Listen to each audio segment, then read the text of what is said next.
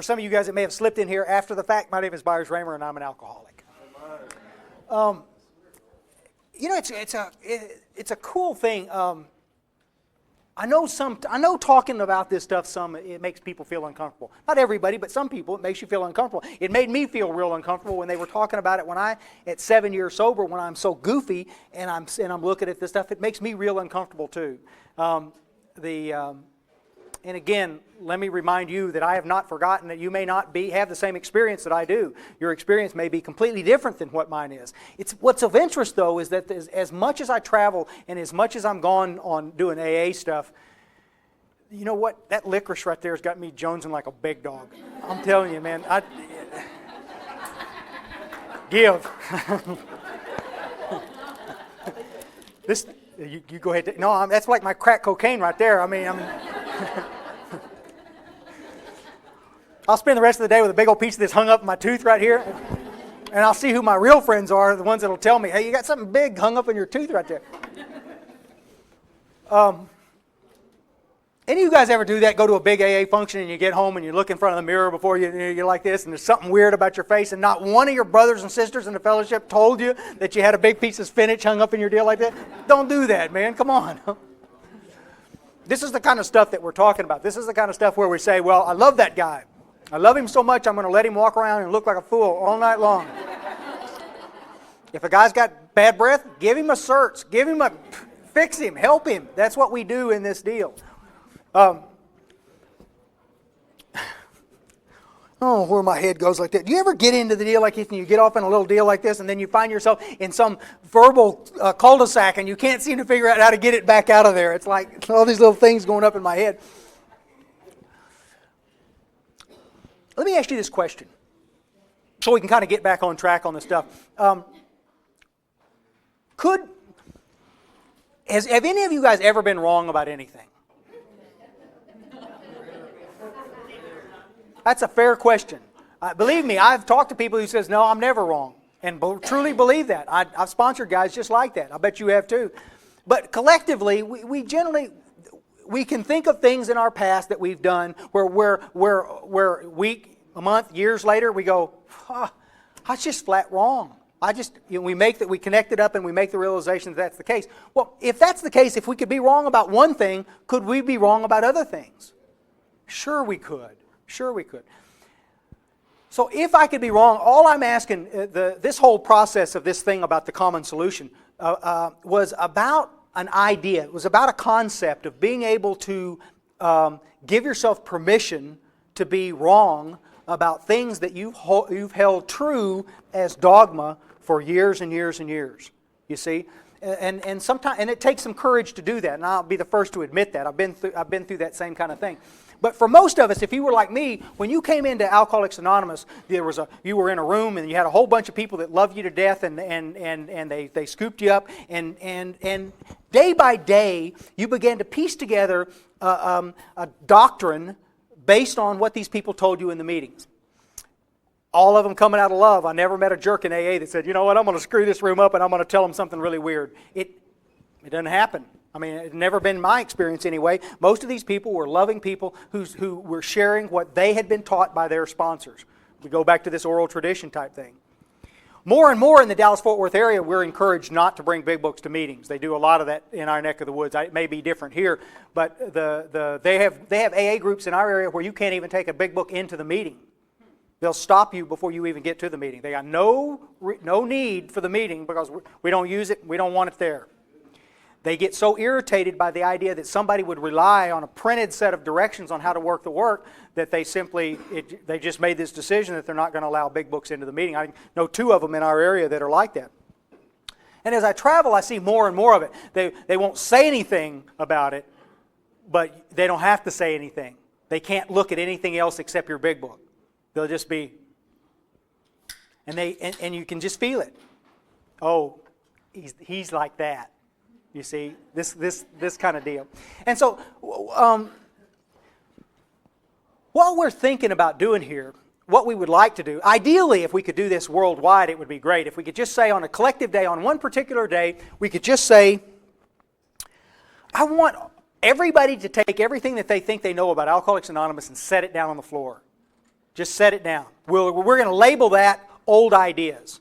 Now, old ideas don't necessarily have to mean being bad ideas. They're just old ideas. These are the ideas that we've developed and we've brought up in through the fellowship. Some of them are good. Some of them may not be good. Some of them are effective. Some of them are not effective.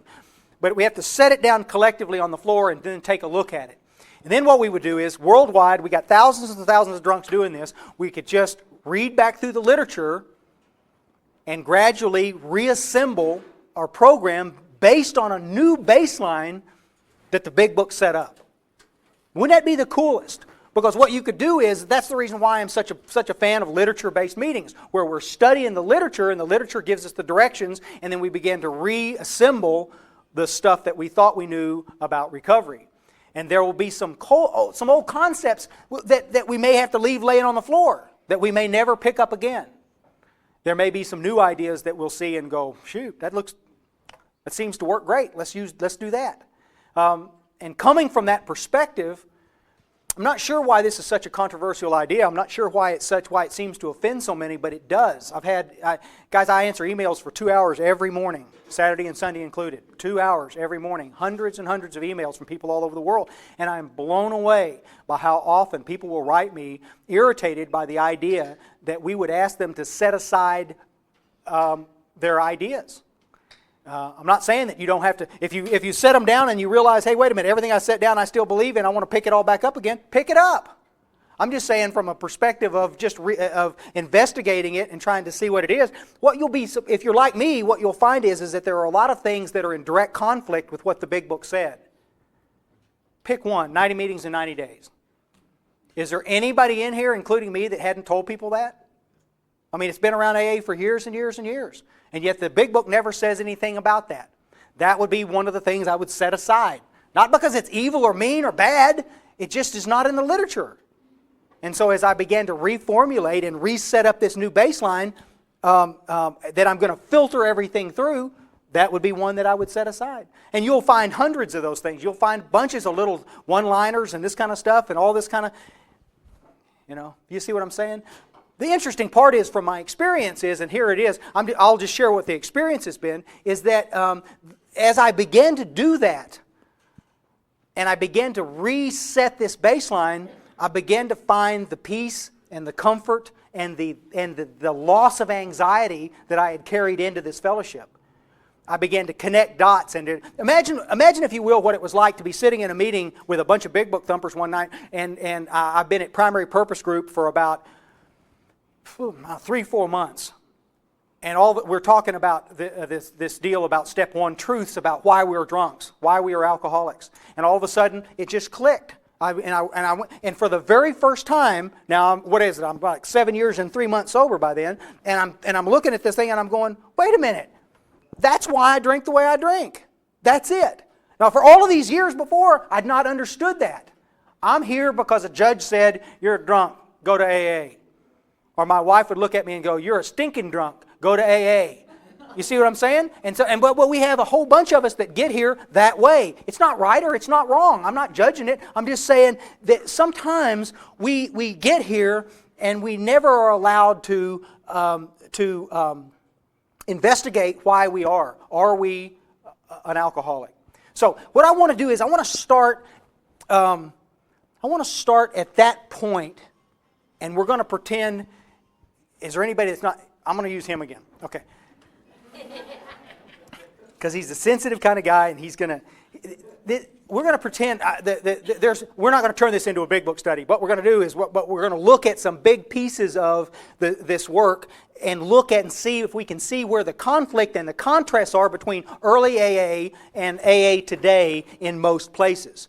And there are some big areas where we've sort of gotten sideways in this. And we'll look at them piece by piece by piece. And if we did, remember, nobody's holding a gun at your head saying that you have to adopt any of this stuff. At the end of the day, you could go back doing it exactly the way that you're doing it. Interestingly enough, though, what I think you're going to find is that some of you cats are going to find yourself in a position in AA just where I found myself, where you're in some pain and you're in some discomfort and distress, and you're ready to make a change. You see, I can't think of any other way that it works. Most of us got here because why? We were in a bunch of pain. I'll fill in that blank for you. You know, I mean, my frothy emotional appeals, remember those? Your family's going, oh, come on, go. You need it. I do. I agree with you. I need it. I need it. And 6 months later, we have the same conversation. A year later, we have the same conversation. Frothy emotional appeal. It's their pain, not my pain. I'm not hurting enough yet. And that's the interesting part about alcoholism is that at some point in time, the dilemma of living in a situation where you desperately don't want to drink anymore, but desperately can't stop. There's just no way you can seem to connect the dot up like that to quit. The pain becomes so intense that most of us finally say, okay, I'm willing. The two most repeated themes in the big book are willingness and action. Willingness and action. And they're repeated over and over and over again. But you have to be willing to do that stuff. But the only thing I know that makes a drunk willing to do it is enough pain that they finally say, okay, I'm going to do this. I mean, if there's a magic word, guys, if you come up with it, tell me. We'll save 1 million drunks that way. Tell me what it is. But if you're like me, most every phrase, most everything, I think you should do it for her. Don't you love your daughters? Wouldn't you like to quit for them? Nothing more I'd like to do. But it ain't going to happen.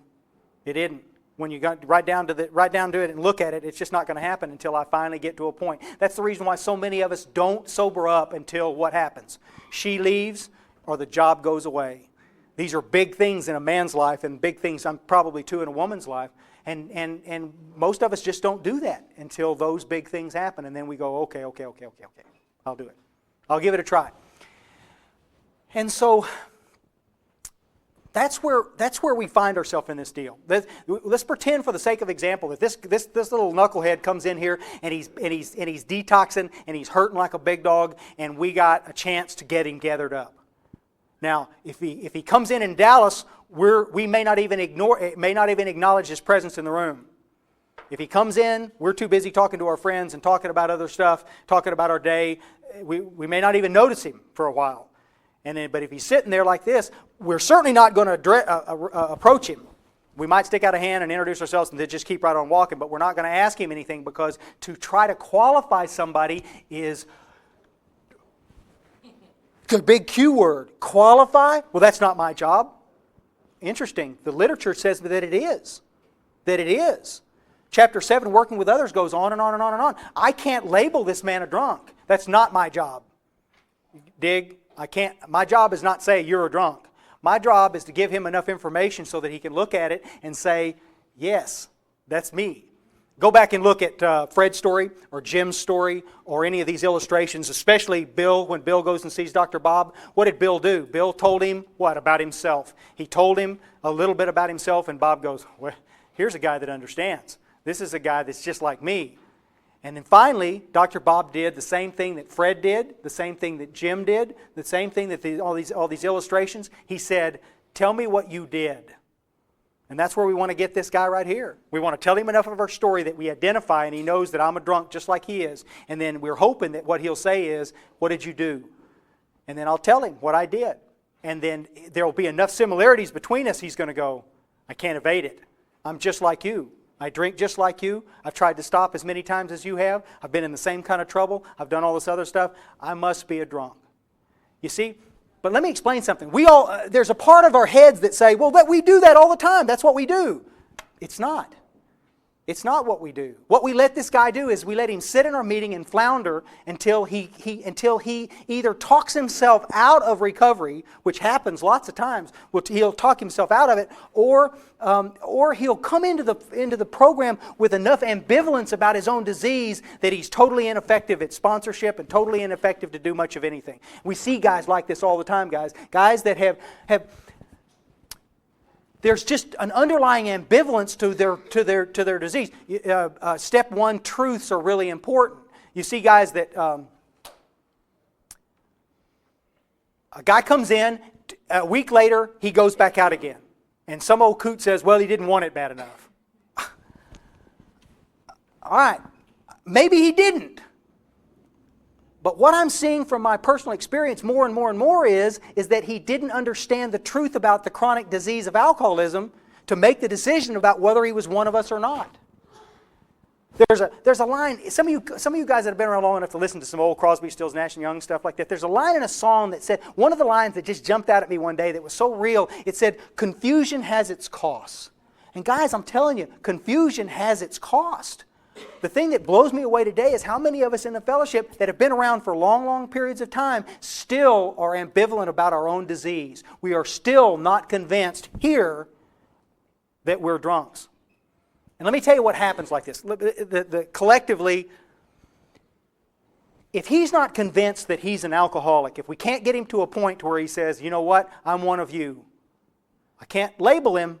That's not my job, but I can help him see his truth. And if I can get him to say, you know what, I'm one of you. I understand that I have a chronic disease that's going to kill me. There is discomfort there. There is pain in that realization. This isn't about weakness. This is not about willpower. This is about being sick enough that I may die. Alcoholism kills more than any other disease in the world, including cancer. Alcoholism is a deadly, progressive disease. And that's just what we need the guy to understand. Coming from a point of discomfort, I'll do anything you want me to do, won't I? I'll do anything you ask me. I'll submit to the process of the work. I'll submit to the inventories. I'll submit to the amends process. I'll do whatever I've got to do to get clear of it. The flip side of that is that if he can't make the realization what's going on, if he can't understand on a gut level, if he takes it on an intellectual standpoint, yeah, I'm one of you. Oh yeah, I'm one of you. If he just keeps it right there on that intellectual basis like this, he'll stay with you right up to the point that you ask him to do something hard. How many of you guys sponsor guys and you get them up to inventory and they say, see ya, wouldn't want to be ya?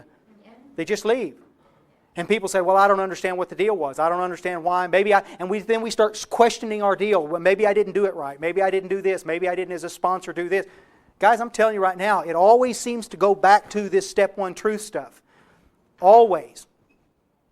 Let me ask, let's take it on another deal like that. If Dougie came up this morning and he said, hey, Myers, golly, I got some bad news for you, brother. I just found out that I got cancer. And I said, Doug, God, I'm sorry to hear that. What are you going to do? And he said, well, I'm supposed to be at a clinic on Monday morning, and we're gonna look at it, and we're gonna see what we're gonna do.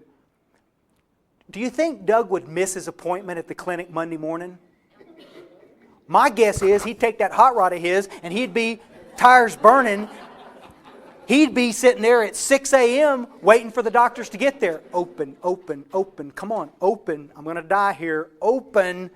There's no way he's gonna miss that stuff because what? He's convinced of his illness. And yet we have a generation of us in here that trivialize alcoholism. We think it's just a bad place in the road. We just think if we just talk about it enough, it'll go away. It won't. It won't. And your new guy that's in here needs to understand it on that level. They need to understand that I will die of this deadly disease. And unfortunately, I'll kill half the people that I'm with. I'll affect every life I touch because of this deadly deal. It's horrible, guys. Horrible. It used to be in the old days in the fellowship, those drunks, those little busted up knuckleheads came straight to us. They were here. It was the only place that they could go. There weren't treatment centers or jitter joints or places that they could go. Now they go to the jitter joint first, and then they come see us, and we see them all polished up. Maybe they had a little treatment center romance going on. They got food in them. They got, they're. Let me ask you this question, guys. Let me clarify something real quick. I had this lady in Australia one time come up after a talk and damn near jerked me off the podium. She was mad. And she said, I don't understand why it is that you treat women with such disrespect. And I said, excuse me? Did you not hear my talk? Did you not hear me spend 30 minutes talking about women's issues in AA? Did you not hear any of that? And she said, no, I didn't hear any of it. And I said, okay. And I said, what seems to be the problem here? And she says, you call everybody guys. I said, yeah, I do. It's a Texas thing. I call my girls guys. I say, guys, come on, it's time to... What it boils down to is, if I say guys and gals, isn't this, it becomes real tedious, and it just takes up more time. And I already talk faster than anybody I know. There's just a lot to cover. And if I have to keep referring to everybody as guys and gals, if I have to be gender specific when I'm talking, that it's tedious. And that's the reason why I do it. It's not out of disrespect. It's just out of my inability to convey my stuff better. It's just me. So, guys and gals, have you ever... I can do it for a while. I just can't maintain it. I just can't keep it going like that. Have you ever gone to a? This stuff is like, God dang. I want to eat that so bad right now that I'm just about to come out of my skin. Have you ever gone to a treatment place and you met somebody at treatment? Okay, you walk into a room and there he is. He's sitting across the deal like this, and he's just beat up. He's looking at the floor, and his face is all. I mean, hair's all messed up, and he's just kind of like, and he kind of looks up at you, and there ain't nobody home. He's hurting like a big dog, and you just walk up to him. Yeah, smells perfect. He's got that ripeness about him, and you know here's a brand new guy in the deal. And you talk a little bit, and you share a little bit, and when you're done, he goes, buddy. And after the talk, he comes up to you and he says, Bud, I want you. Can you please help me do what you do? Sure. Now, depending on where this treatment place is, they may let you do some step work with him while he's in treatment. But what's happening more and more in our neck of the woods, they won't let you do that. A lot of these places are state funded, and they won't let you talk about God and steps in the meeting. So it becomes difficult to do. And so what happens is you give him a big old dose of it while you're there, and you shoot your best shot, man. You tee off, and you hope that you hit it true. And there it is. And the lights are on, and you walk at him like this, and as you back out of the room like this, you wave back at him, and he's sitting back there, and there's hope in his face, there's spring in his step, and he's smiling at you, and he's going, buddy, this is going to be so cool. All right, fast forward 27 days. You haven't seen the guy but one more time since then. He's had 27 days of good food, a little exercise. He's dealing with his other issues, this kind of stuff. But he walks out like this, and you're looking at him, and he walks right past you. He just, hey, Sid, hey. And he turns around and he goes, oh, hey, Myers, I didn't recognize you. And we start talking a little bit, and I say, hey, you ready to do this stuff? Well, yeah, I am. Soon, real soon. There's just a few things I've got to do first. Oh, it's going to be like that, is it? You see, in 27 days, his arrogance and his ego has rekindled itself, and he's bulletproof. He's bulletproof, and you guys know exactly what I'm talking about. Turn to page 24 if you got your books on the thing.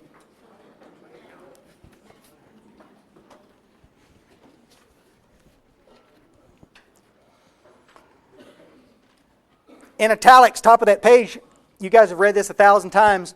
The fact that most alcoholics, for reasons yet obscure, have lost the power of choice in drink. Our so-called willpower becomes practically non-existent. We are unable at certain times to bring into our consciousness with sufficient force the memory of the suffering and humiliation of even a week or a month ago. We are without defense against the first drink.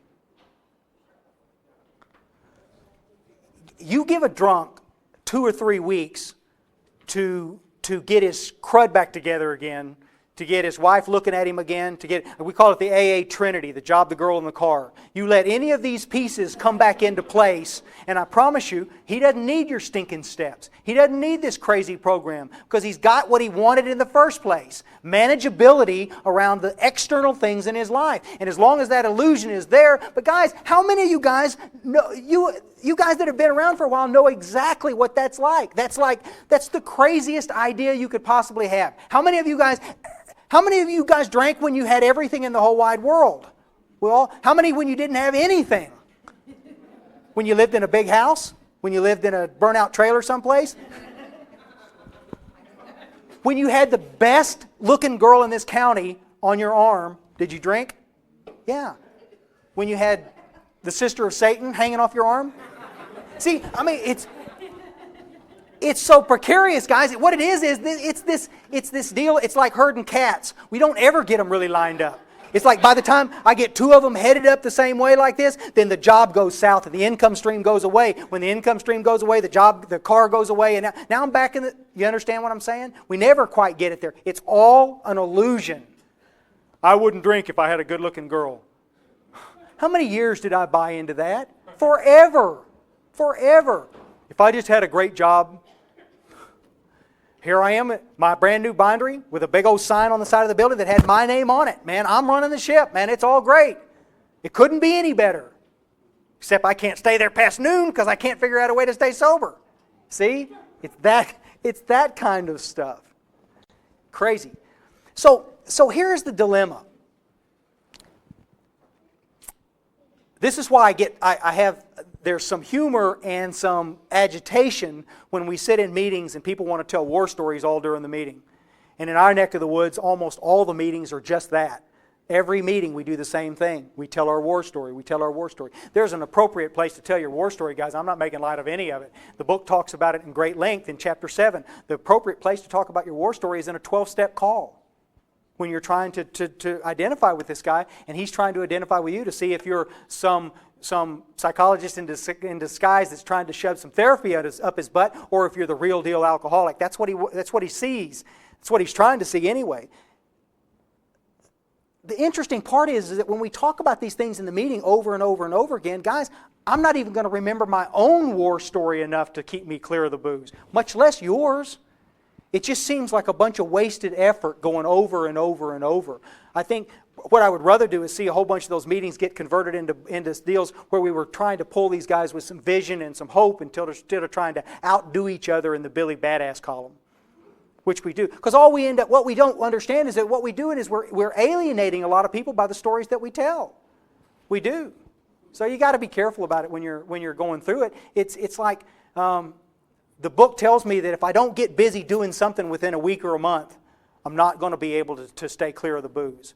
And it isn't about anything else other than the fact that we got sick again. And as we get sick, when the pain and the suffering gets great enough, we'll just simply drink. That's how that stuff works. I'm not saying that your story's not important. I'm just saying that in certain parts of the area, we've gotten to where that's the only thing we want to share is the story. But the story carries little and then less and less weight as we go on down the road. So let's in your book, turn to page 44. So let's pretend that this guy's sitting at our meeting, and he's come in, and we're going to sashay up next to him, and we're going to talk to him for just a minute about alcoholism and about what we know about alcoholism. And in that case, we may share a little piece of our story to identify this kind of stuff. It would be an appropriate place to do that stuff. And then we take this guy to page 44 and we ask him these questions here. In the preceding chapters, you've learned something about alcoholism. We're at the We Agnostics. We hope we have made clear the distinction between the alcoholic and the non-alcoholic. This would be interesting stuff. If when you honestly want to, you find you cannot quit entirely, or when drinking you have little control over the amount you take, you are probably alcoholic. Hold your finger right there. We're going to talk about that and then we'll come back to this thing. They're talking about choice of control, of choice and control. Have we lost the power of that? You see? Guys, in most places, if we did a straw poll and we just went around the room and we asked you, why are you here? Why are you an alcoholic? And then we'd ask the same question of him and her, and we go around like this. What we would find out is that the vast majority of people sitting in our rooms think that they're here because of the external drama of their life. That's the reason they want to talk about it so much. And what this literature is telling me here is that that's not it at all. If when you honestly want to, can you stay clear of the booze? That's the power of choice. So in an illustration, if I go home to my wife and I say, okay, sweetheart, I'm done. I know I've acted a fool. I know I've been in trouble. I know all this stuff happened like this. I'll never drink again. And then 2 weeks later, I find myself back in some strip joint drinking a beer. I've lost the power of choice. There's a part of me that didn't want to drink, and yet here I am. For some reason or another, I find myself back into the deal. Once I start drinking, if I call my wife and I say, Sweet Pea, start dinner. I'm heading that direction. I'm going to have one beer with these guys, and then I'm going to be there.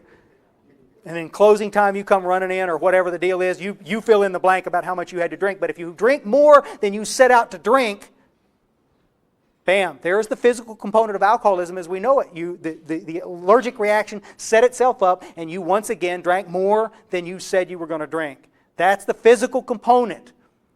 That's the control part that they were talking about right here. And so see, we could get off in a big old long story with this guy about how he went to jail and how he did this and how he did that and what all this kind of stuff we could spend all kinds of time talking about that, or we could read him one simple paragraph and ask him black and white. I don't care how bad he's shaking. I don't care how bad he's detoxing. He could answer those questions. If when you honestly want to, can you stay clear of the booze? Let me ask you something. When you drink, do you drink more than you intended to drink? Check, you're it. When I found that out, I discovered that I was an alcoholic. I didn't label him an alcoholic. When I did the same thing that you did and I came up with that realization, I had to realize that based on this text, I'm a classic alcoholic. You see? And then he's true. But guys, stop and think how cool this would be to be sitting in a meeting of Alcoholics Anonymous for your first time and have somebody help you see your truth about your disease so there's no question in your mind. You can see the truth. Wouldn't that be the coolest? Because from that point, you could start heading off, helping people right off the bat. You could save yourself all kinds of time. I sponsor lots and lots and lots of guys that are over 15 to 20 years of sobriety, and I'm amazed at how many of these guys I run across that don't know whether they're alcoholic or not. When you ask them, they'll dance all over it. They'll dance around it, through it, under it. They'll do everything in the world except come up with the real answer.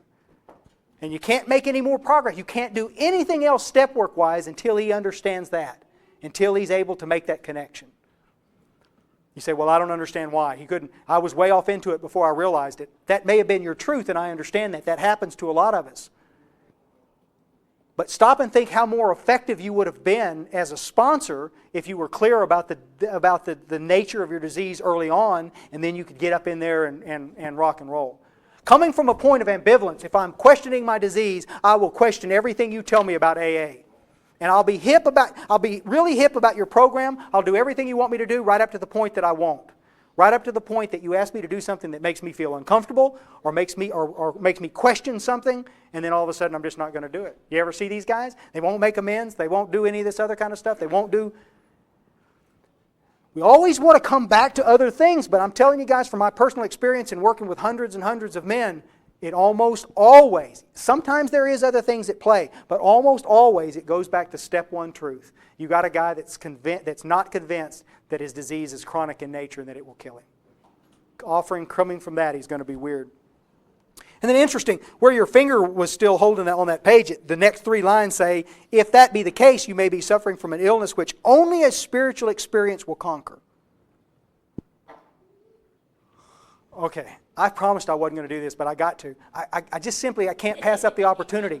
Let me ask you a question. Just how many meetings do you have to go to have a spiritual experience? Good answer. None. None. So why is it we're telling these guys to come and just, that like the meeting is the deal?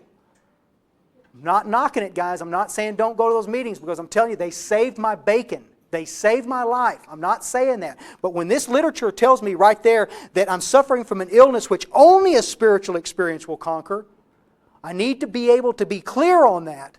How do I have a spiritual experience should be my very next question. And if he doesn't ask it, I'm going to ask it for him. How do you think we would have a spiritual experience? These are the steps that we took. You bet. We're going to gather this stuff back up again and get back into the steps as quickly as we can so that we can get this guy through the work so that he can have that psychic change. It's the only way I know to get clear of it. Guys, I'm the poster boy for middle-of-the-road solution for 7 years. I can tell you right now from my own personal experience that you can come to AA, you can stay in the rooms, you can drink coffee, you can talk jokes, you can be there, you can play dominoes, you can go to dances, you can anything like that you want to do, and you may be able to stay clear of the booze. I did it. I'm telling you, you can do it. The caveat, the fly in the ointment always seems to be, can I stay happy doing the same thing? Some of us have managed to do that, and they are the most vocal in our fellowship. I went to dances and played dominoes, and I'm sober today, and I'm happy. Super. Super. I'm delighted that it worked for you that way. But for thousands of us that came, it's not working. There's thousands of them. Our problem, guys, today and forever has not been how to get guys to come to AA. Our problem has been how do we keep them here once they're here? We let them get so sick. How many times have we sat in meetings with guys that have been sick for weeks and weeks and weeks and we've not done anything? We know they're sick. We know they're in trouble. We know they're dying. We know they're not going to make it. We know. And yet we just let them stay there. And guys, sometimes we don't let them stay there because we're mean. I never met anybody that did it out of maliciousness. But sometimes I think we let them stay because we're not real clear in our own head how to handle them. How to deal with them. How do we help this guy? He's real vocal in the meeting. He's real loud, and he's real angry. You can see it.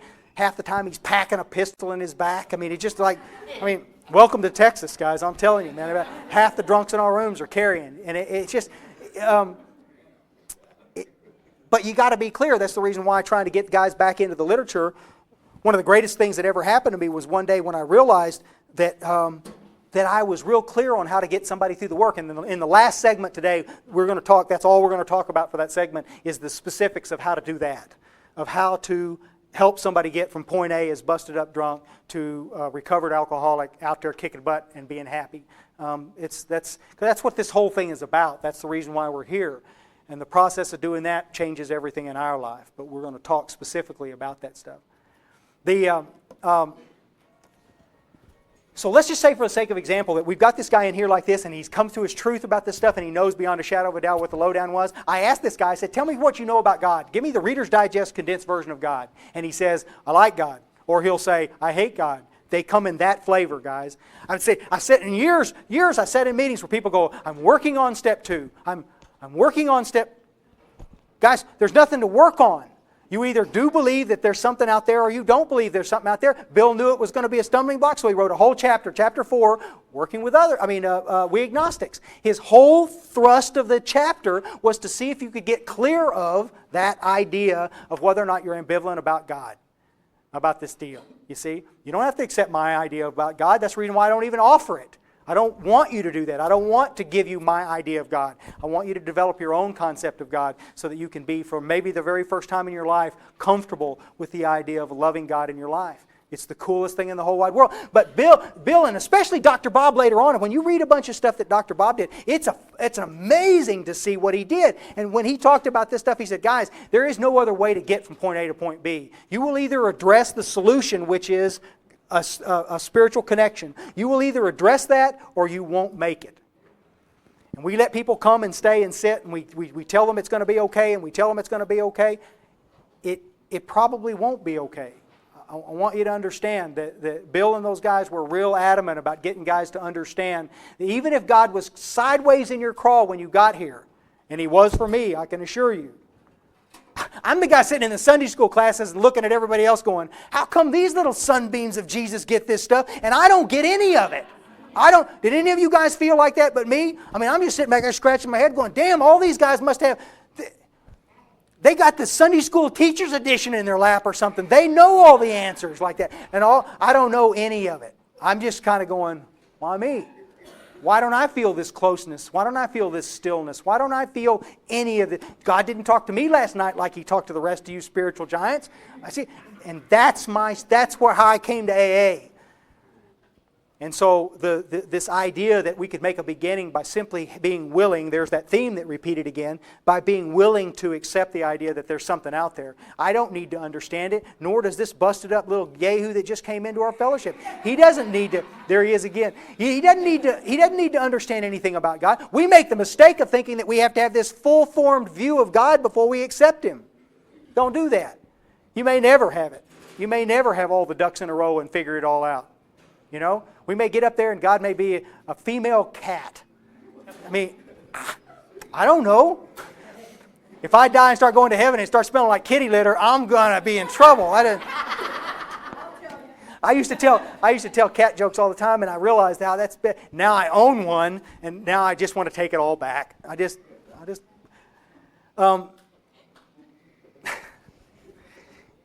So it brings us to this point so quickly. Now you have to understand, in the course of talking to this guy, we're still sitting in the same meeting with this guy.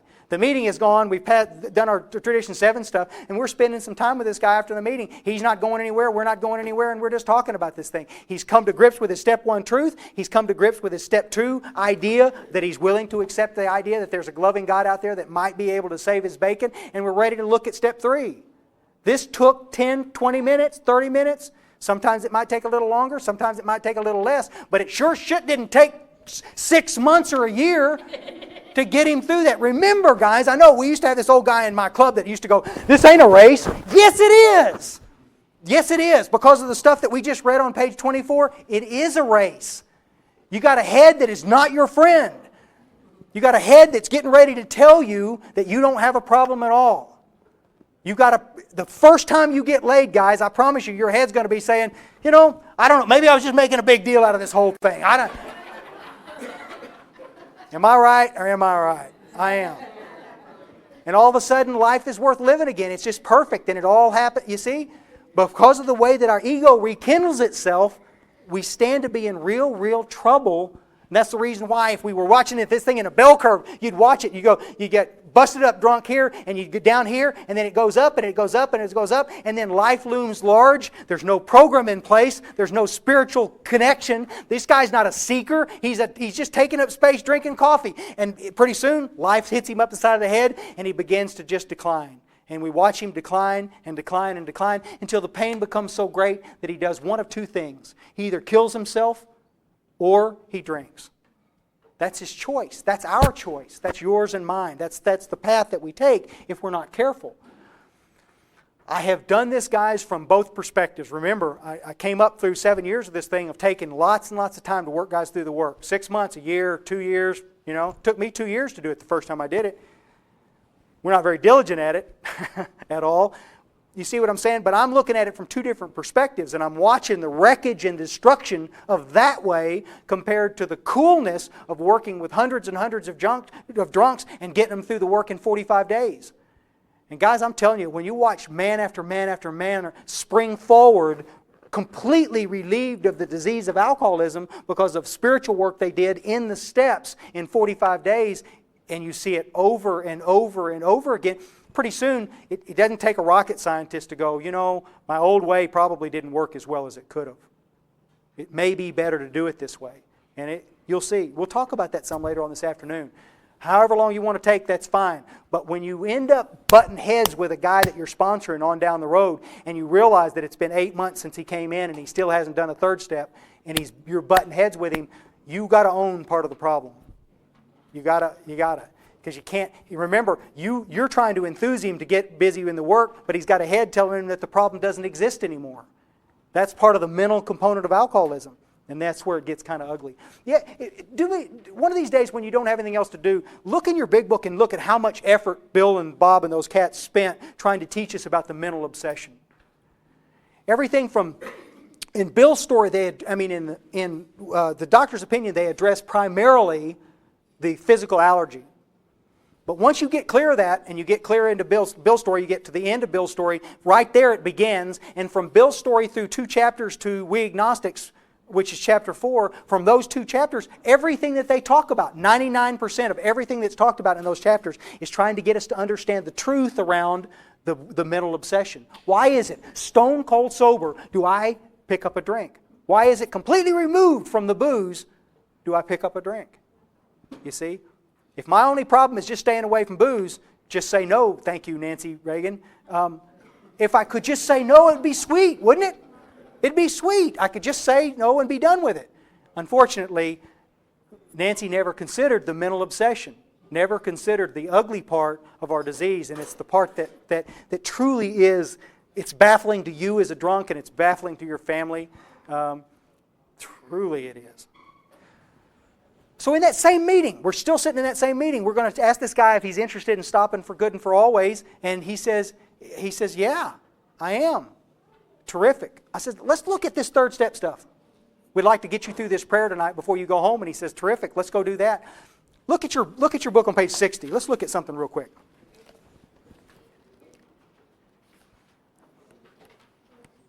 We'll work through this pretty quick. 60. Of note on 60, I want you to see first the ABCs, which we're all familiar with. We read it a million times a week in our meetings. In the step 2 stuff that we were just talking about, where it talked about see that God could and would if He were sought.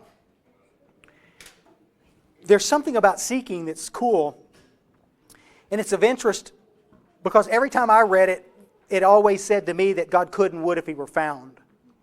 And I'm thinking I'm back in Sunday school class again, and I'm going to be one of the ones that didn't get it. And so it was always quite troublesome until I realized that it just said that if He were sought, we'd be okay. It's in the seeking that the miracle happens. We just have to be willing to submit to the process of seeking, which is pretty cool. We could do that. Sure we could. Okay, I'm going to read a couple of little pieces of this thing as we kind of connect the dots on this thing. And this would be just as I'm reading with this guy, if we're sitting there. The first requirement is that we be convinced that any life run on self-will could hardly be a success. Now, on this basis, we are almost always in a collision with something or somebody, even though our motives are good. This is really interesting, guys. I'm thinking, first and foremost, that my problem is booze. Maybe in some cases those other outside issues. But that's the problem. And all I got to do is just get rid of that and I'm going to be okay. Well, if that's true, how come so many of us in our fellowship get clear of the booze and then kill ourselves? We get clear of the booze and then we slowly unravel. This is what they're trying to address. I'm thinking you guys ever look at the definition of selfishness in the dictionary? I want to read this to you. You'll get a kick out of this thing because there's a caveat, there's a little twist on the end of this thing that makes it really kind of funny to think about. It says selfishness, concerned excessively or exclusively with oneself, seeking or concentrating on one's own advantage, place, or well-being. Here it is, without regard for others. Guys, when I stepped on you in business, it wasn't because I was stepping on you because I was mean. I wasn't trying to hurt you. I just didn't even know you were there. Not even considering that you're there. And that's why my selfishness gets so ugly. You see, because my head says, I'm not a mean guy. I'm not a bad guy. I'm not. Then how come I got so much wreckage? Well, I have so much wreckage because I treat people like they're not there. I don't consider their feelings at all. And it's not because I got up one morning and said, I think I'm going to be mean to everybody I know. It's not like that. You don't even exist. I'm so focused on what it is that I'm trying to get that I'll step on and do and say whatever I have to say. And what it did was it helped me understand why I could do so many things, why I could be so offensive to so many people.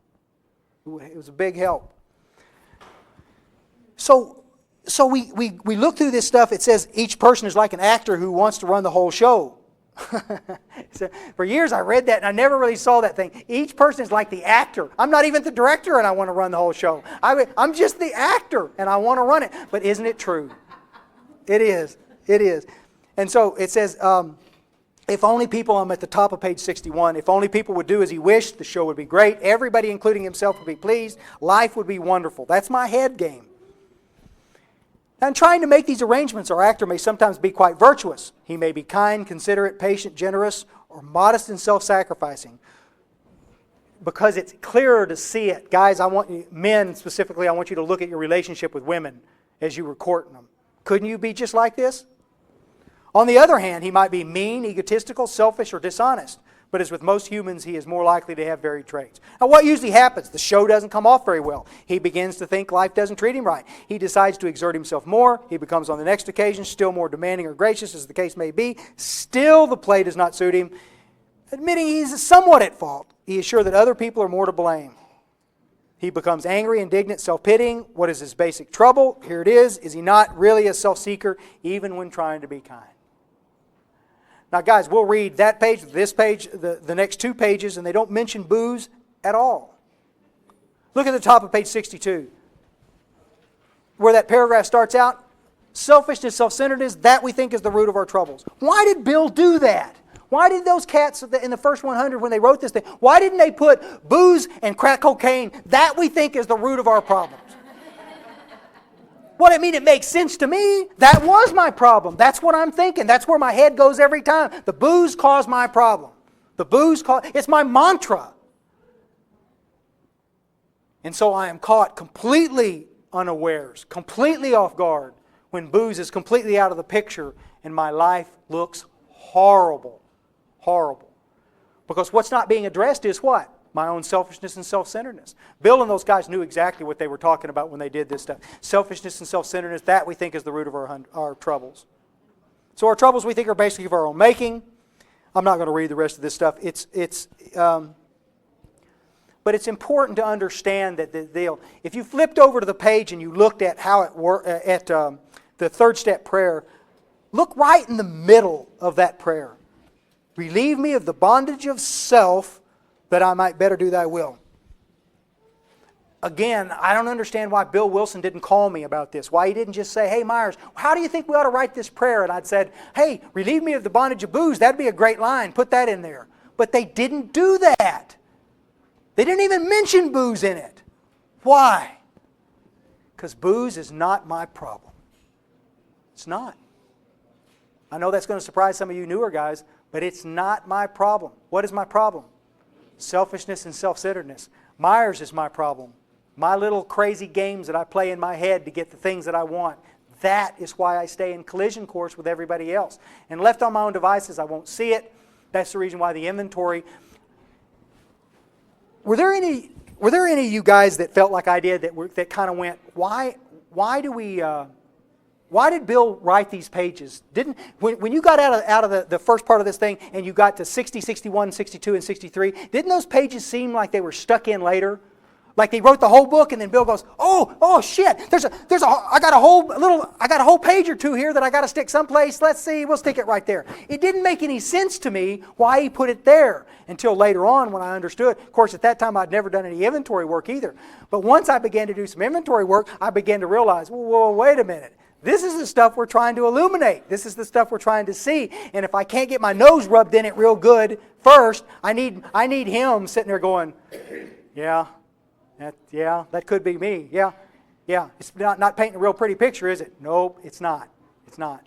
And then we slide off into the inventory stuff, which we're going to do right after lunchtime, and we're going to break this thing down a little bit. And I think, and I hope anyway, we're going to look specifically at some things around this inventory that we may not have seen before, and try to dispel some of the myths about inventory that keep us so jammed up. We'll talk about this a little bit later on like this, but let me ask you something. Is there anything that caused you more fear when you first started sponsoring people than the prospect of hearing somebody's fifth step? I mean, most of us, it's the genesis of every piece of anxiety I have in AA is this idea that I'm going to have to try to help somebody see his truth in this inventory. And this is the point where we're going to get clear of a whole bunch of this stuff. One more real quick thing before we stop. It'll take us 2 seconds to talk about it. There's another line in that prayer that I always found of interest, and it said, relieve me of the bondage of self that I might do that will. Take away my difficulties, that victory over them.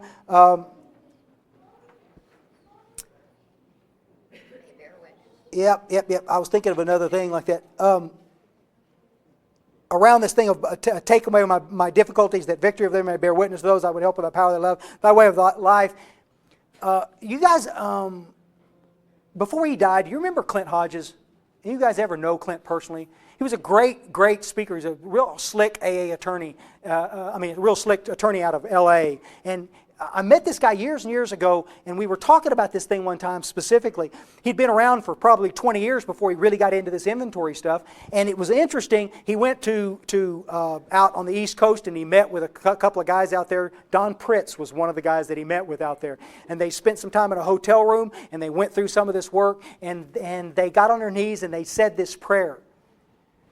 Clint goes back to L.A., and within a 2-week period of time, he lost his job, his wife left him, he lost his income stream there, and he had to move out of this big fancy trophy house that he had. And he calls Don on the telephone. He was telling me about this thing later, and he called Don on the phone and he says, hey, I thought my life was supposed to get better as a result of all this stuff. I didn't realize that my life was going to fall apart, you see. And Don said, I know that it looks that way right now, but you ever stop and think that God may be removing the things that you have set up as more important than Him in your life? And Don says, that Clint said there's just dead silence on the phone. And he didn't know what to do. And finally, as I understand the story, he just gently set the phone down. The conversation was over. But what he realized is that when he had turned his will and his life over to the care of God, it meant that he was turning everything over to God, and that God would give and take. And that if there were things in his life that he held more dear than recovery and more dear than his work on this earth in terms of trying to help a drunk, that God might just decide that it needed to be removed. And it was indeed removed, just like that, you see. So I say this of interest. Once you sponsor guys and you get into a situation, don't always expect it to head in the direction you think it's going to go. There may have to be some dismantling of a bunch of arrogance and a bunch of ego and a bunch of material things first. I'm not saying you're going to lose everything. I'm just saying my experience in working with a whole bunch of guys is that a lot of times there's a period of dismantling first where we get to look at things from a fresher perspective, and then we can come back in and rebuild it on a better foundation. It's cool stuff. I'll see you guys right after lunch, okay? Thanks, man.